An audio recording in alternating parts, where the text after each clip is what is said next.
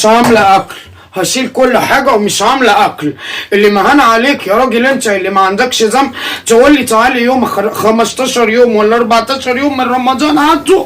اللي مهان عليك تقول له خرجك أفطرك يوم، أعزمك بره، أريحك، أستتك، أهننك يوم، قاعد تلغي وتحشي طول الشهر فاجير، وأنا تعبانة وشقيانة واقفة في المطبخ، إيش محمر وإيش مشمر وإيش ملفوف وإيش محاشي وإيش صواني وإيش داخل وإيش خارج وإيش عصير وإيش حاجة حلوة وإيش بسبوسة وإيش كنافة وإيش قطايف.